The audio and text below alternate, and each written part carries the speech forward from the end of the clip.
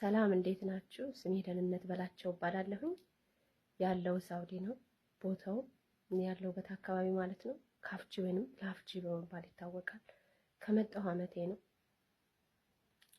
በብዙ መከራና ብዙ ስቃይ ውስጥ የምኖር ነኝ።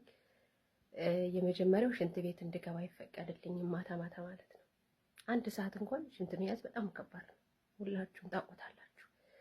በዚህ የተነሳ ሆስፒታል ሁሉ ገብቼ ነበረ። ታመሜ ማለት ነው። እያነከስኩ ነው፣ ኩላሊት ያመኛል። እያነከስኩ ነው የምሰራው። የምበላው ደቂቃ ሰዓት ተሰጥቶኝ ነው። 15 ደቂቃ ያም ሆኖ ሳያልቅ ነው ተነሽ የምባለው ማለት ነው የምነሳው። እና እየተደበደብኩ ነው የምሰራው። የምበላው ምግብ ልበላ ያቀረብኩትን ምግብ ትደፋብኝ ፊቴ ላይ እዚህ ጋር ፊቴ ላይ ነው የምተፋብኝ ማለት ነው። እና ያም አልበቃቸው ብሎ በሚያስሩት ጥቁሩ ነገር የለም እሱ በሚያስሩት ነገር ነው ሁልጊዜ የሚያስፈራራኝ። አነቅሻለሁ በዚህ የሚል እና ቁልፍ በሬ እንዳልቆልፍ ቁልፍ ተከልክያለሁ። በማንኛውም ሰዓት እየገቡ ያውኛል።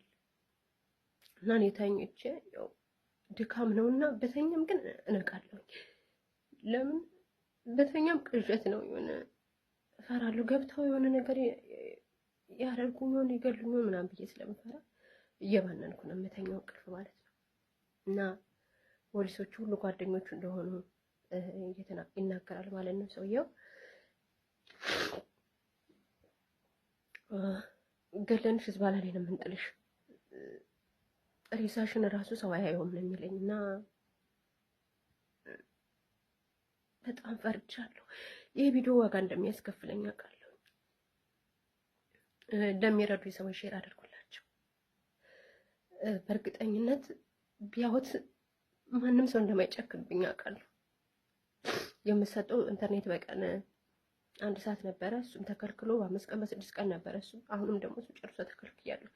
እንዴት ይሄ ቪዲዮ ህዝብ ጋር እንደሚደርስ አላውቅም፣ ግን እግዚአብሔር ያውቃል። እርሱን አምኜ ነው ቪዲዮ የቀረጽኩ ያለሁት። ስልኬ ደግሞ የሳውዲ መነሻው